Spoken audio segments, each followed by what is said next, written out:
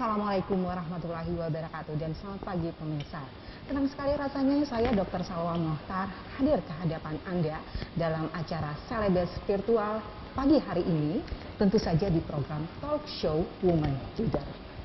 Pemirsa, ketika kita berbicara tentang perempuan, dahulu perempuan dikonstruksikan atau diidentikan dengan mengurus berbagai hal tetek bengek seputar perumah tanggaan saja. Namun seiring dengan waktu, kini perempuan tidak lagi memainkan peran tersebut karena kita melihat bahwa saat ini semakin banyak perempuan yang mengambil peran dan posisi atau jabatan-jabatan strategis penting lainnya di berbagai sektor. Bahkan ada perempuan yang menjadi leader.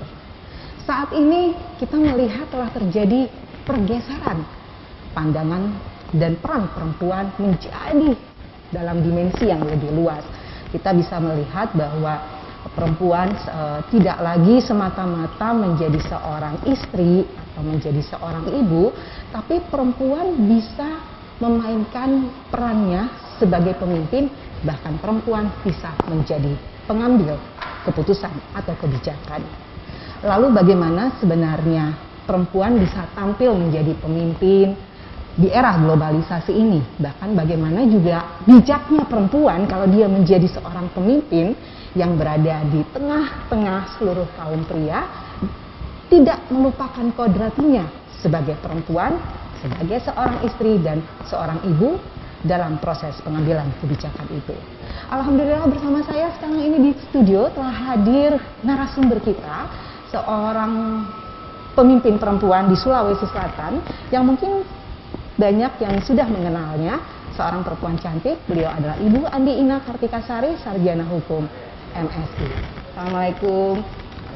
Waalaikumsalam warahmatullahi wabarakatuh. Apa Ibu kabar, Dokter Salwa yang cantik Ketua juga. DPRD Provinsi Sulawesi Selatan. Alhamdulillah, Masya Allah.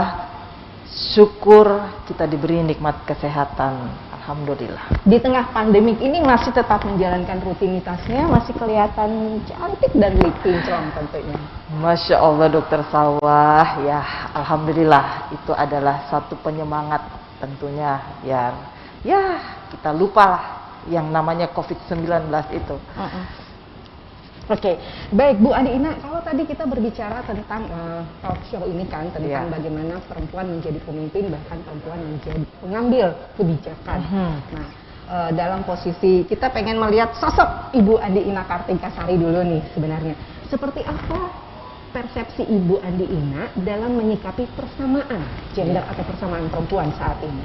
Ya, Alhamdulillah tentu kita sangat bersyukur ya melihat bahwa saat ini perempuan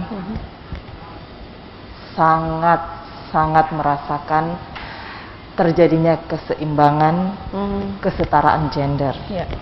Tentunya itu bisa dilihat bahwa perempuan saat ini diberikan kesempatan, ruang untuk ikut serta sama dengan laki-laki, baik di dalam pembangunan dan tentunya berbangsa dan bernegara, seperti itu.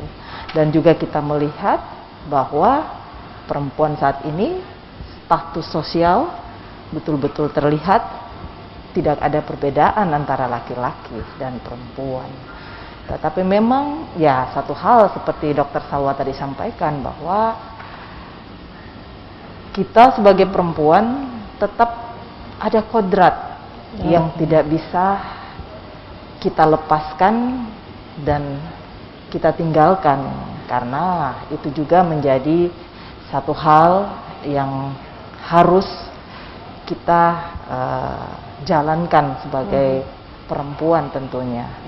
Nah itu berarti bahwa saat ini pergeseran tadi bahwa perempuan itu tidak harus mengurusi tetek bengek rumah tangga saja terus ya, tapi perempuan sudah mencoba untuk kita melihat bahwa telah ada pergeseran menjadi mereka menampilkan kualitas eksistensinya sebagai manusia gitu, sebagai individu biasa. Sepakat.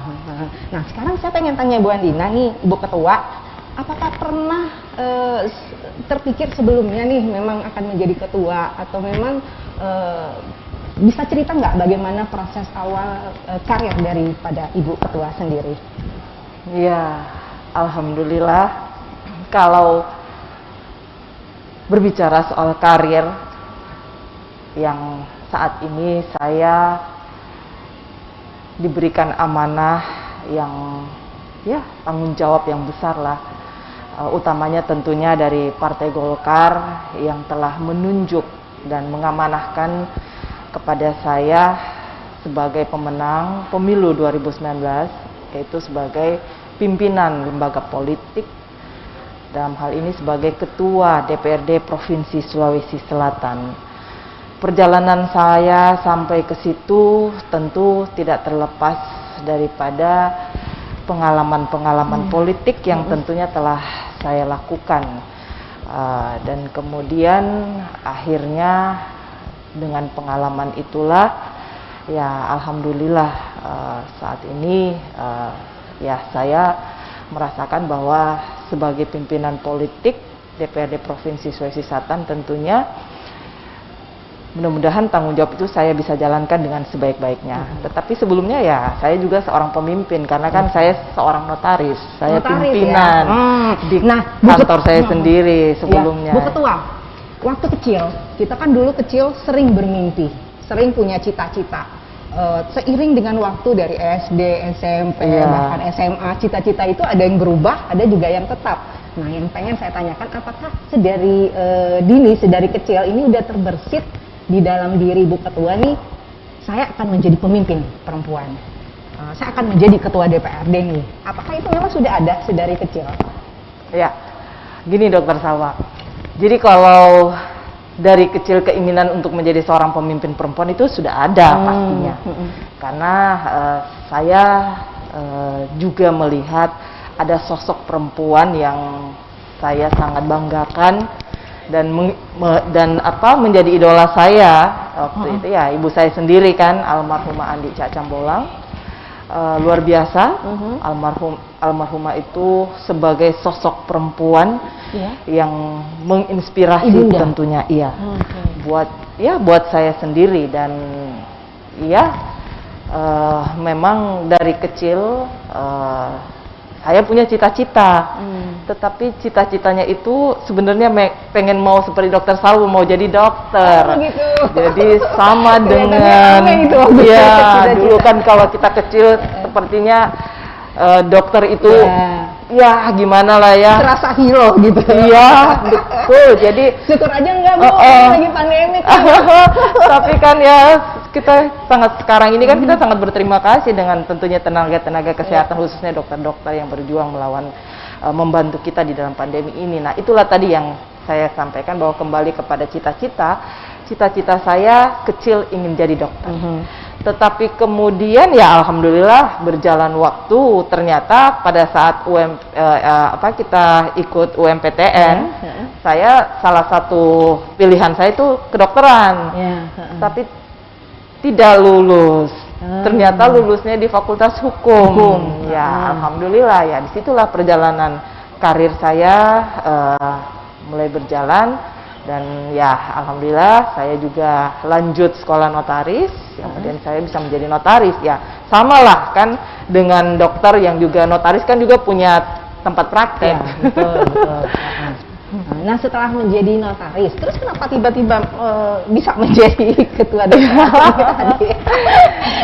Walaupun memang kadang-kadang kan orang mengidentikan hukum itu kan sedikit berbeda dengan politik gitu. Boleh dicerita nggak, Bu? Ya, sebenarnya dari notaris terjun ke dunia politik itu sebenarnya juga karena saya sekali lagi saya itu mengidolakan ibu saya. Saya kemudian ya punya keinginan yang sama karena melihat bagaimana ibunda saya waktu itu yang juga tentunya sebelumnya adalah anggota DPRD Provinsi Sulawesi Selatan.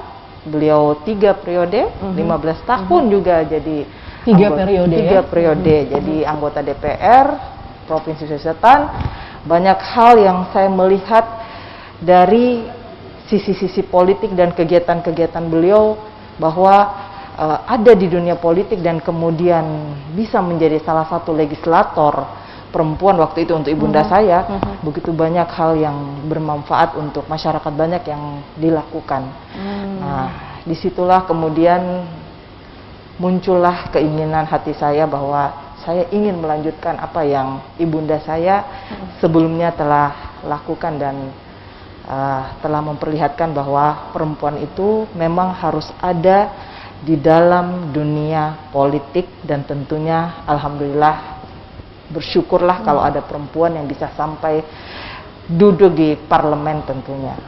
Ya, nah itu berarti bahwa ibunda menjadi role model bagi ibu ketua ibu Andi Ina, walaupun di dalam keluarga. Tapi dari ibunda sendiri, selain menjadi role model, biasanya kalau kita menjadikan role model seseorang, ada satu hal, karakter atau gaya yang memang kita ini pas deh buat saya, dan ini memang ada dalam diri saya. Ada nggak seperti itu, Bu? Iya, jadi ya dalam karakter dari ibu saya yang tentunya yang saya bisa ambil menjadi sesuatu yang ya buat saya itu menjadi penting, bahwa perempuan itu harus mandiri. Ya. Perempuan harus mandiri. Mandiri ya? Ya. Biar bisa beli bedak sendiri, dokter. bisa membiayai dirinya sendiri dulu, gitu ya. Oke. Nah, kita lanjut, Bu Ketua. Nah, di dunia sekarang ini kita tidak bisa memungkiri bahwa memang ada perspektif atau pandangan dari kaum pria bahwa yang menjadi pemimpin itu ya harus pria juga gitu. Nah, sekarang saya pengen tanya nih, bagaimana sebenarnya kita sebagai seorang wanita harus bisa tampil gitu menjadi seorang pemimpin, dan kan seperti Ibu Andi Ina kan di level sebagai ketua DPRD Provinsi Sulsel itu menjadi perempuan yang mengambil suatu kebijakan. Iya, tentunya pada saat seorang perempuan diamanahkan menjadi pemimpin, pastinya hal yang selalu muncul baik di kaum laki-laki maupun kaum perempuan, kata-kata apakah dia mampu. Sering pastinya kata-kata itu yang muncul pada saat sekali lagi perempuan menjadi leader, baik di dalam perusahaan ataupun di ya semacam lembaga politik seperti saya. Tetapi satu hal sebagai perempuan tentunya untuk memperlihatkan bahwa kita perempuan memang pantas ada di situ, dan kemudian memang pantas untuk mendapatkan tanggung jawab itu tentunya kembali kepada diri kita. Tentunya ya kita juga harus memperlihatkan bahwa kita berwawasan dan tentu mempunyai kepercayaan diri sebagai pemimpin yang insya Allah bisa memperlihatkan kerja-kerja kita, bahwa disitulah tidak ada kata bahwa hanya laki-laki yang bisa ada di tempat itu. Iya, jadi pantas mungkin bisa diukur bagaimana kita membangun capacity building dari diri kita sendiri. Kepercayaan diri, ya. Iya. Nah, apakah itu juga yang Ibu Andi Ina lakukan selama ini sehingga bisa menjadi seorang pemimpin? Iya, sekarang ini? Harus. Saya harus memperlihatkan kepercayaan diri saya bahwa sekarang memegang pimpinan lembaga politik, ya saya insya Allah bisa untuk memperlihatkan kerja-kerja saya sebagai pimpinan. Karena lembaga ini adalah lembaga politik, Ibu Dokter. Itu. Nah, kita bicara politik nih. Politik selalu orang mengidentifiknya ujung-ujungnya adalah sebagai legislator. Nah, apakah motivasi yang mendorong sehingga Ibu Andi Ina itu ikut langsung menjadi legislator selain tadi faktor mengikuti jejak misalnya sang ibu? Satu hal juga tentu kenapa perempuan juga harus ada di dalam dunia politik, dan kemudian ya syukur-syukur kalau perempuan itu punya niat untuk menjadi bagian menjadi legislator. Ya tentu untuk menjadi legislator ini ada jembatan, ada mekanisme yang kita bisa sampai ke arah itu, yaitu menjadi caleg tentunya. Oke, calon legislator. Calon legislator. Jadi alhamdulillah ya, dengan niat untuk menjadi caleg saja kita sangat bersyukur kalau begitu banyak perempuan yang mempunyai keinginan ke arah itu. Karena sekali lagi kebijakan-kebijakan yang berkaitan dengan kepentingan perempuan tentunya hanya perempuanlah yang tahu dan bisa memahami itu. Seperti itu, Dok. Itu intinya ya. Yes. Berarti perempuan yang paling tahu tentang perempuan adalah perempuan itu sendiri. Yes. Tapi kan pada kenyataannya sekarang perempuan banyak memilih yang bukan perempuan. Mungkin apakah itu karena budaya paternalistik daripada budaya kita atau gimana? Ya bisa jadi itu salah satunya. Tetapi juga, nah inilah kita yang memang masuk di dalam dunia politik dan kemudian adalah bagian daripada partai politik. Salah satu yang harus kita banyak sosialisasikan untuk mengajak perempuan-perempuan untuk ikut menjadi bagian partai politik yang kemudian insya Allah ya itu tadi kita berharap perempuan memilih perempuan. Tapi tidak bisa dinaifkan juga bahwa kalau bisa laki-laki juga memilih perempuan ya. Tetapi tentunya laki-laki itu ya susah juga, Dok. Begini, Bu Ketua, laki-laki yang sayang kepada perempuan, tentunya dia akan memilih perempuan, gitu. Iya, setuju. Karena kan, ya pokoknya lembaga politik itu memang harus ada keseimbangan di dalamnya, bahwa seperti kami, 85 anggota DPR Provinsi Sulawesi Selatan saat ini, syukur-syukur, alhamdulillah. Kita sudah hampir mencapai 30% perempuan yang ada di lembaga DPRD Provinsi Sulawesi Selatan. Ada 23 perempuan. Nah, berarti keberadaan mereka juga tidak terlepas daripada laki-laki yang memilih mereka kan. Iya, jadi sekarang bagaimana perasaan Ibu nih sebagai Ketua DPRD Provinsi Sulawesi Selatan? Apalagi kan pada saat Ibu berada, walaupun tadi ada pada saat misalnya suatu rapat atau rapat pleno yang besar, itu kan hadir lebih dari 20-an tadi ya perempuan. Tapi Ibu berada di posisi pemegang perempuan yang memegang atau memutuskan suatu kebijakan atau aturan misalnya. Bagaimana perasaan Ibu pada saat? Jadi sebenarnya keputusan yang ada di DPRD itu sifatnya kolektif kolegial. Jadi ya tentu di dalamnya pengambilan keputusan itu tentu tidak hanya saya sendiri, tetapi ya alhamdulillah kita bersyukur di lembaga DPR itu ada semacam organisasi yang memang di dalamnya itu para legislator perempuan, namanya itu Kaukus Perempuan Parlemen. Dalam Kaukus Perempuan Parlemen itu, alhamdulillah kita menjalin kebersamaan bahwa satu hal yang menjadi perjuangan kita adalah kita sama-sama menyuarakan hak-hak perempuan dan senantiasa kita berjuang bagaimana hak-hak perempuan ini kemudian bisa tercapai melalui kebijakan-kebijakan yang kita putuskan bersama. Kurang lebih seperti itu, Dok. Nah, walaupun tadi Bu Ketua mengatakan bahwa pada proses pengambilan keputusan itu juga di backup oleh kaukus perempuan yang ada di parlemen tadi.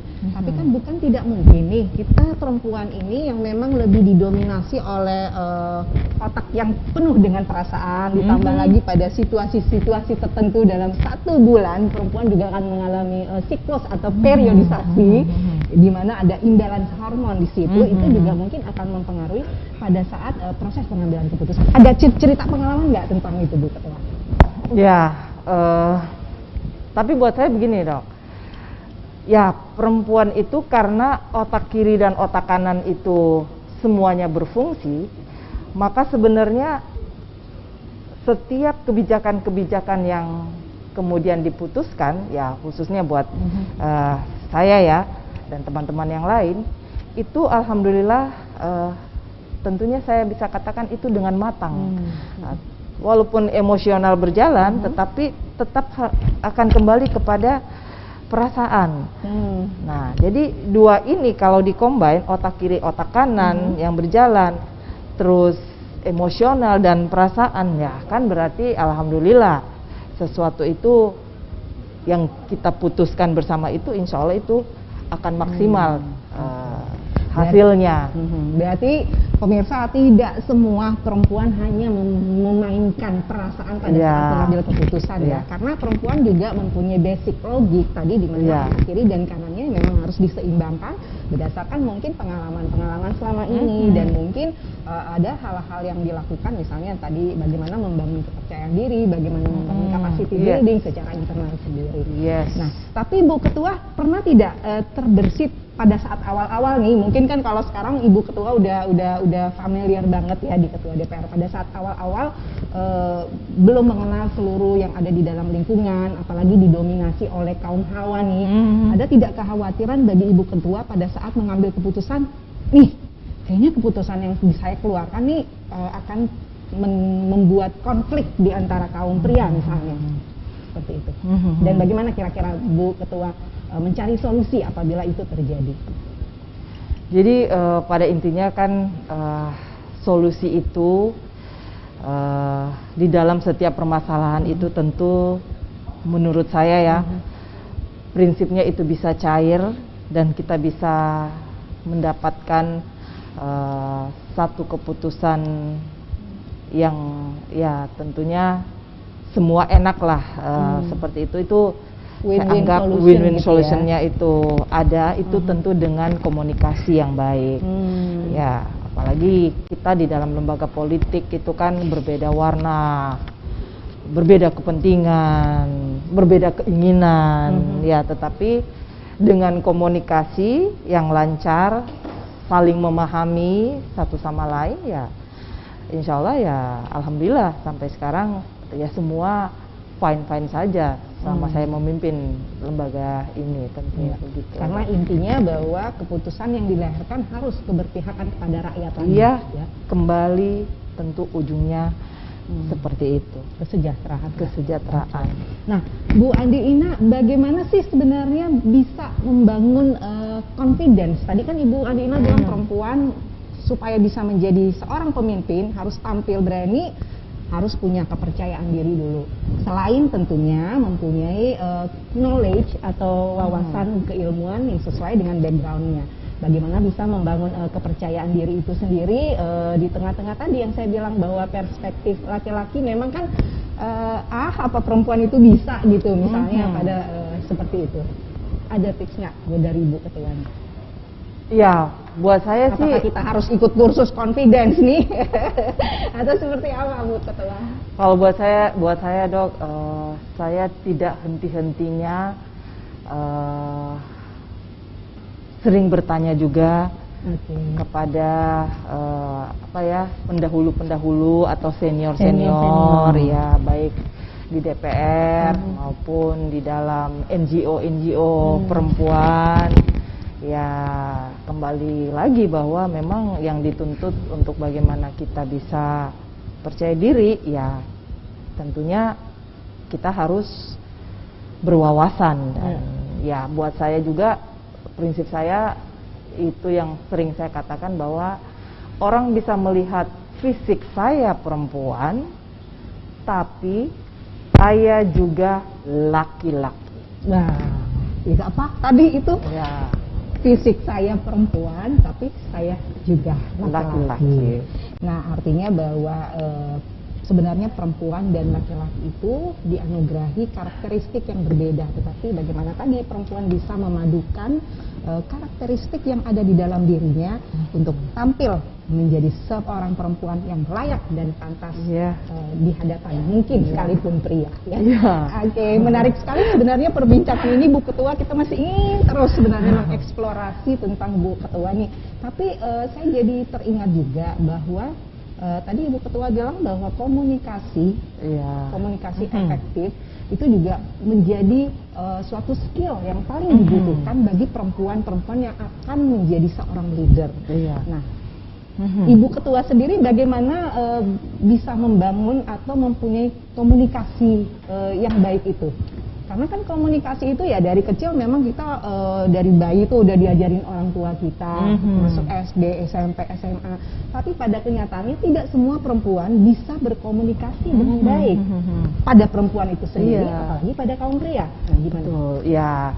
Buat saya sih bagaimana menjalin komunikasi dengan baik itu kan ya kita harus saling memahami lah. Kita harus saling memahami seperti apa yang menjadi keinginan-keinginan. Nah itu tadi Ibu Dokter Salwa kan sudah sampaikan bahwa kemudian kalau itu tercapai ya kan win-win solution itu kan pasti dengan mudah kita dapatkan. Jadi ya banyak-banyaklah saling berbagi, saling ya kalau kami di DPR kami sangat intens yang namanya meminta pendapat dari pimpinan-pimpinan fraksi yang notabene mereka adalah bagian yang dipercayakan untuk di dalam kebijakan-kebijakan terkait dengan keputusan-keputusan bersama ya tentu seperti itu. Jadi, jadi kuncinya juga harus belajar komunikasi ya. Dan untuk belajar komunikasi tidak harus secara formil, tidak harus di depan lisan, tapi tadi dengan cara-cara non formil, ketemu dengan senior. Di situ juga selain menumbuhkan hubungan emosional yang dekat, tapi juga lebih bisa mengasah kemampuan berkomunikasi dengan tingkat senior. Seperti itu ya. Saling memahami deh intinya. Saling memahami. Baik, dan perempuan kayaknya paling jago tuh kalau saling memahami. Baik Bu Ketua, sekarang saya pengen masuk ke hal khusus nih. Jadi bagaimana sih sebenarnya perempuan yang sekarang sebagai wanita karir menyeimbangkan antara wanita karirnya, ibu rumah tangganya, dan juga di ibu rumah tangga kan perannya tuh ada dua tuh, sebagai istri dari suami dan ibu dari anak-anaknya. Dan Bu Ketua juga begitu ya? Ya, alhamdulillah. Berapa anak nih putra putri? Saya dua. Saya putra putri saya dua.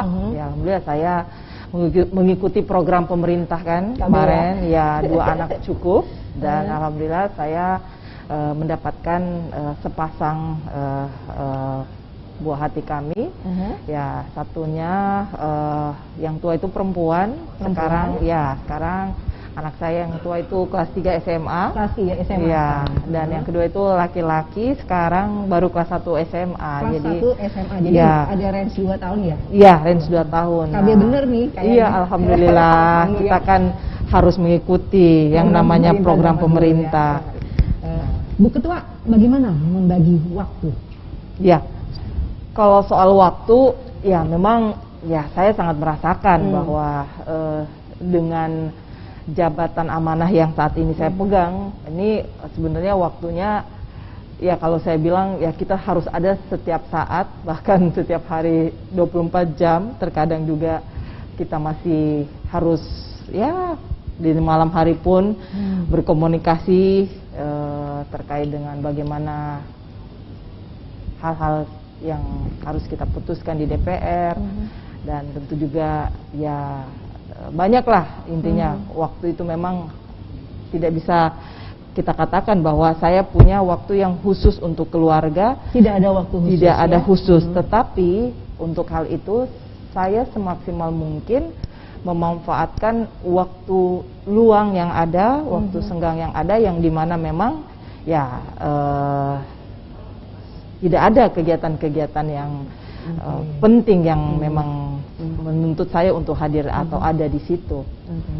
Nah, dalam memanfaatkan waktu luang itu apakah stay di rumah, ada kegiatan bersama atau keluar kota atau gimana? Ya, semua itu, ya semua itu saya lakukan ya. Pas kalau stay di rumah, ya pas saya lagi makan siang misalkan atau makan malam, ya selalu kami lengkap, anak saya, suami saya. Nah, disitulah kita anak-anak saya bercerita, mengeluarkan mungkin keinginan-keinginannya. Ya alhamdulillah kami sangat memanfaatkan yang namanya waktu seperti itu. Tetapi juga memang terkadang kami keluar berempat. Ya saya terkadang juga keluar berempat, saya sendiri yang nyetir Yang dong. nyetir ya? Iya. Jadi ajudan nggak boleh ikut nih Nggak semua ada ya, itu family time murni. Jadi saya juga perlihatkan bahwa ya saya tetap ibu dari anak-anak saya dan istri dari suami saya. Oke. Nah, seperti apa support yang diberikan oleh keluarga? Iya. Baik suami atau anak-anak, karena kan tidak jarang mungkin kita Bu Ketua nih udah janjian kita jam segini mau ada acara bareng, tiba-tiba gitu ada kegiatan di luar yang memang sangat penting dan mengharuskan Ibu Ketua hadir di sana. Seperti apa? Iya, memang di satu sisi bila mana seperti kita ini ya, seperti saya khususnya seorang perempuan, seorang ibu yang kemudian berkiprah di dalam dunia politik. Nah ini butuh memang kerjasama dengan pasangan kita, butuh kerjasama dan butuh pengertian. Makanya pada saat saya ingin terjun ke dalam dunia politik ini, saya memang ya yang pertama itu adalah izin dulu sama suami saya. Ya, saya izin dulu pada saat ingin mendaftar jadi caleg, Dok, bayangin. Iya. Oh, waktu mau masuk caleg itu ya? iya. Tahun berapa tuh Bu? Tahun 2009 pertama kalinya. Jadi ya saya waktu itu ya ada cerita yang inilah bahwa senior Golkar waktu itu, karena ibu saya waktu itu udah nggak bisa, Dok. Dulu kan ada aturan 3 periode aja, nggak bisa lagi kan, harus di level yang sama ya, nggak boleh, harus dia levelnya naik atau turun. Jadi waktu itu ibu saya udah katakan udah ya saya stop aja, sudah cukup lah 3 periode itu. Nah waktu itulah dengan keinginan saya untuk melanjutkan, bukan juga warisan ya, maksudnya ingin berkiprah juga di dalam dunia politik itu. Ya saya atau ngikutin kata orang tua gitu kan? Ya, nah waktu itu saya diminta, memang 3 senior Golkar waktu itu yang minta saya untuk ikut serta di dalam dunia politik, khususnya menjadi caleg, yaitu Kak Aji Padindang, dua Pak Rum.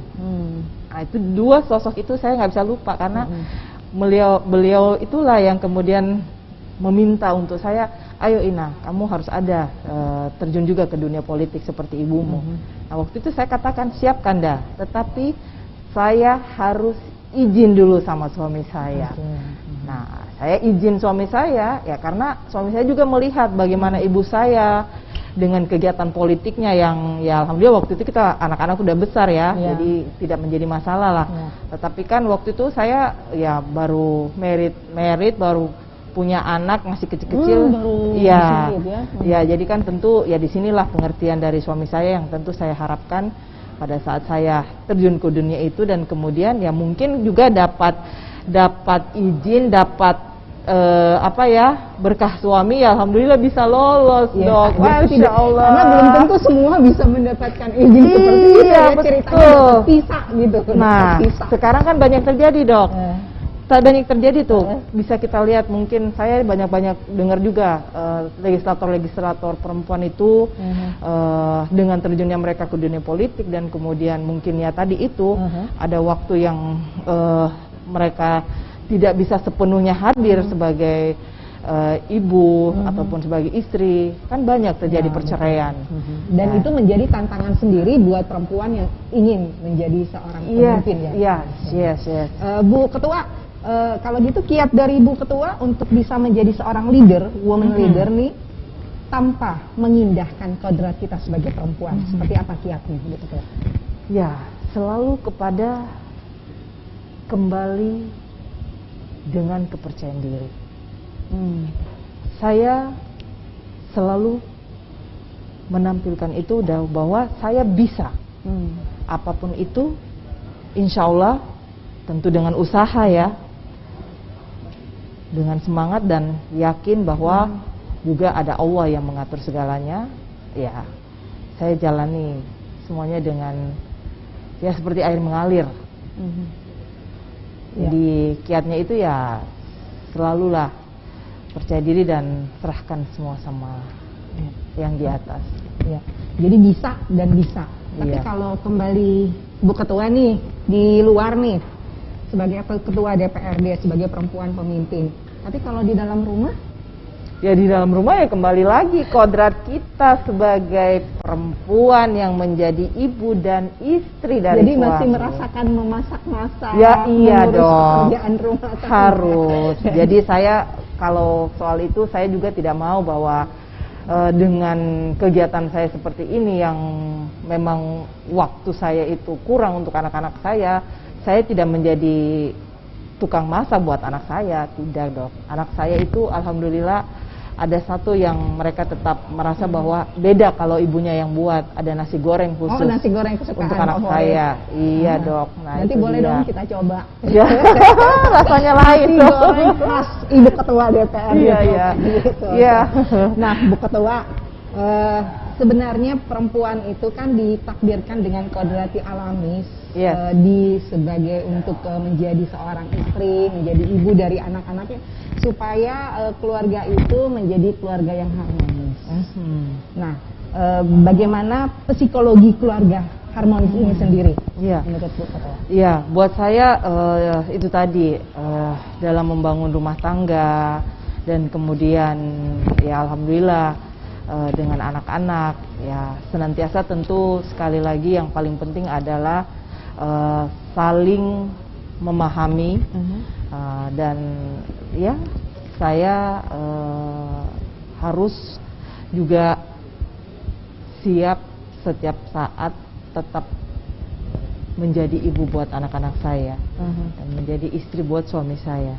Nah itu tentu yang saya dan suami saya harus bangun itu untuk membuat bahwa keluarga kita insya Allah, apalagi saya seorang ibu yang notabene tidak bisa ada di antara mereka pada saat mereka butuhkan, tetapi suami saya senantiasa ada di samping mereka pada saat anak-anak saya membutuhkan ibu saya. Jadi seperti itu. Jadi saya dengan suami saya itu yang paling sering itu ya berkomunikasi di malam hari dok. Komunikasi di malam hari. Bukannya itu sudah jadwal tidur atau komunikasi di tempat tidur nih Bu Ketua? Iya, itu dia. Jadi kalau malam hari sebelum tidur ya suami saya ya alhamdulillah ya disitulah juga dia menanyakan kegiatan sehari-hari saya satu hari itu apa. Jadi terkadang kayak polisi yang lagi polisi sebagai penyidik dalam kasus hukum, jadi pokoknya rentetan itu dok pertanyaan-pertanyaan. Tetapi alhamdulillah disitulah ruang saya untuk saya dan suami saya ya. Nah, jadi seperti itu.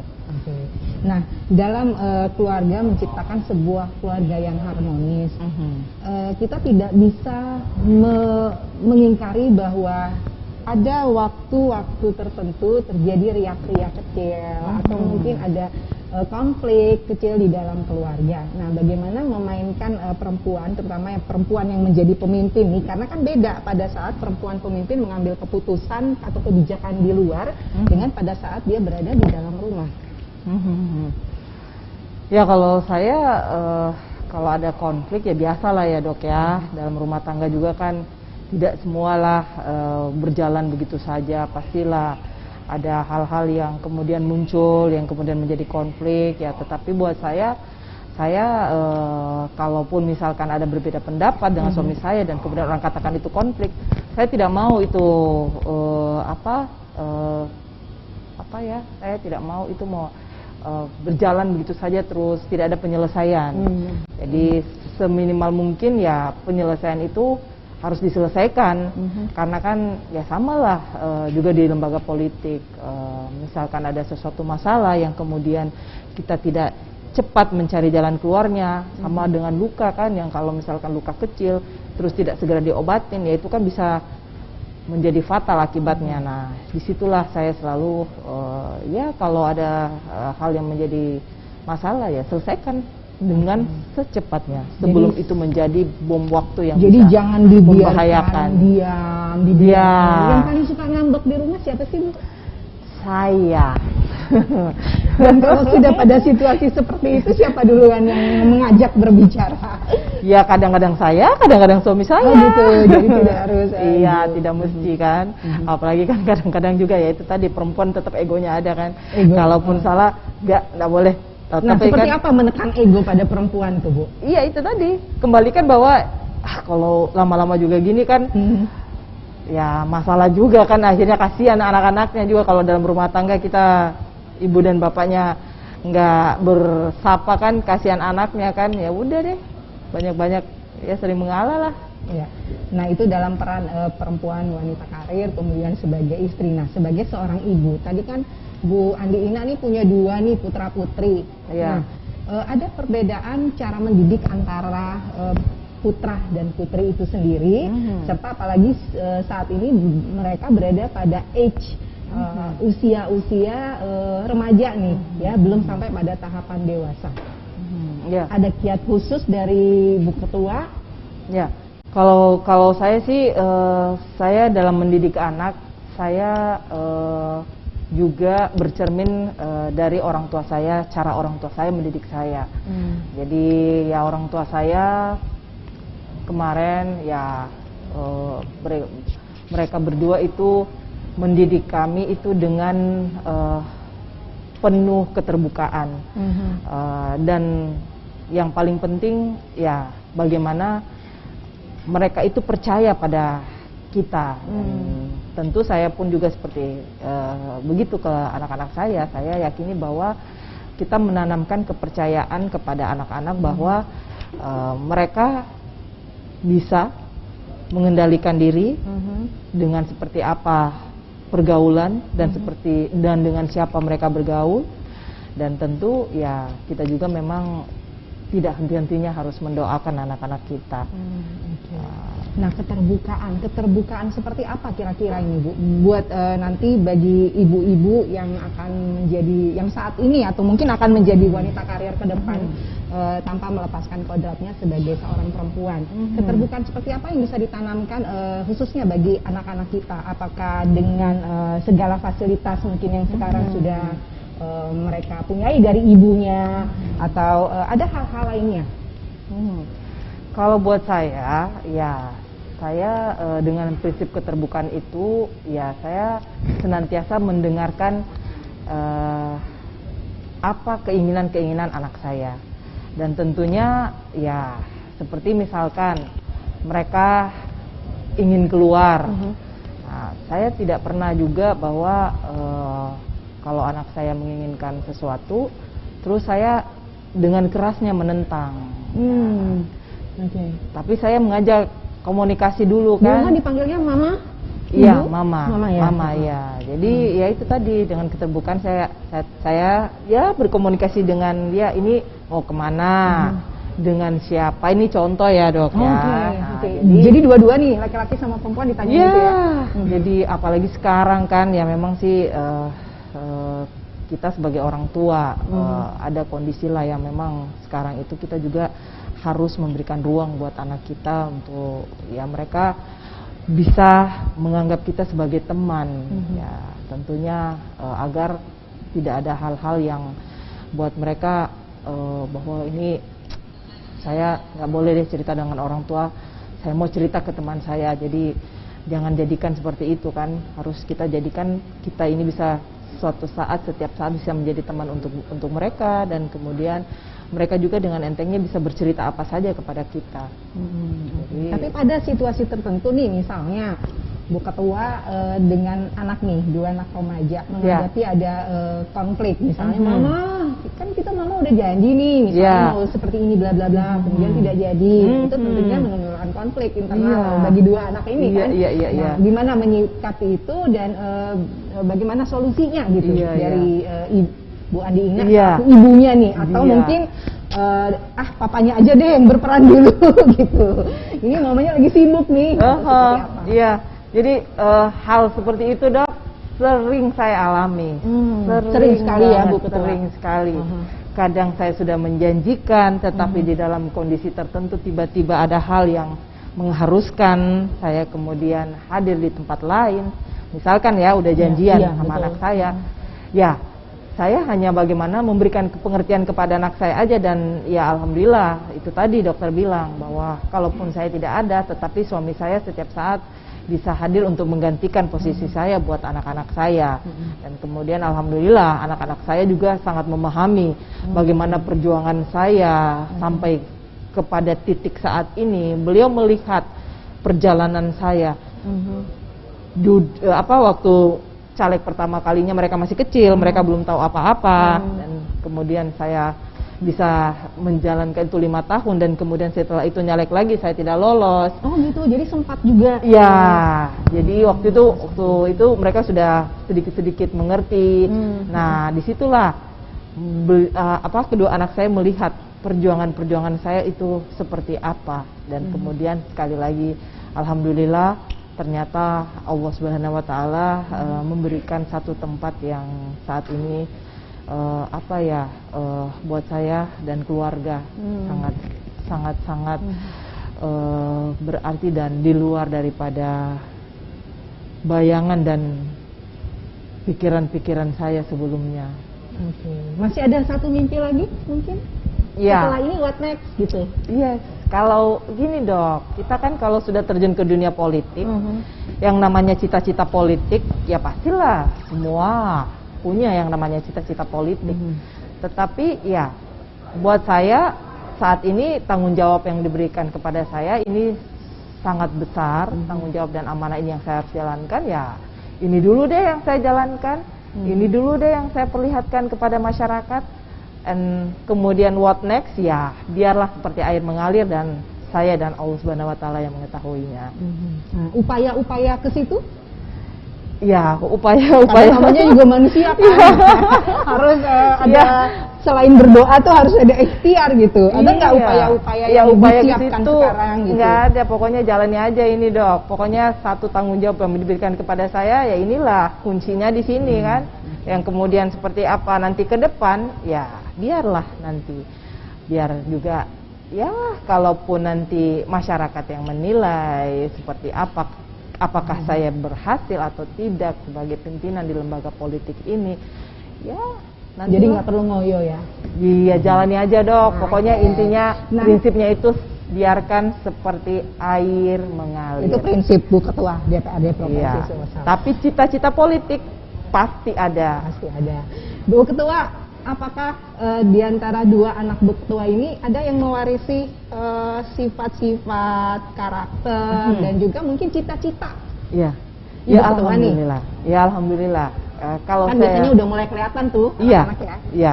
Kalau saya melihat, ya alhamdulillah, saya bisa melihat kedua anak saya.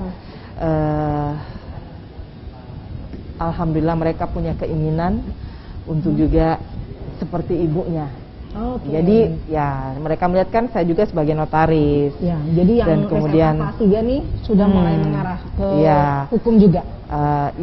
Atau dia juga mau jadi dokter dok sebenarnya. Cuman yang saya maksud ini bahwa dia melihat bahwa memang dunia politik ini juga dunia yang